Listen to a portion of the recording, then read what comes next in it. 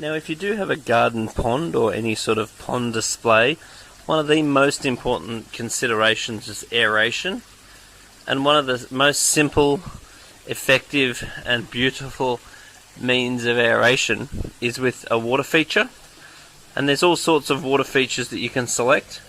You can select little cascades like this one. You can select little mini creeks like that.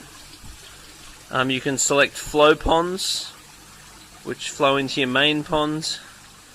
You can have various fountain and mushroom displays within the pond itself, but ensuring you've got plenty of surface agitation so the oxygen is allowed to get into the water is one of the most important considerations. So water, oxygen, and then somewhere for the bacteria to live is really important. So in this case we've got canister filters, which pressure filters like hidden behind there, and inside there is various mediums, and those mediums will grow bacteria, and the bacteria will break down the waste from the fish, obviously assuming there is fish because I've sold all the fish out of these particular displays. And once again, the most important thing to the bacteria is actually oxygen. And air stones in a pond look terrible in general.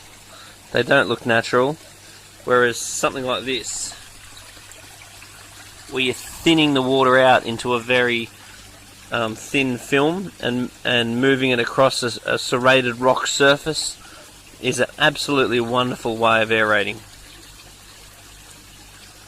So these little features, like this little creek, this little cascade, they literally hook onto the side of any sort of pond.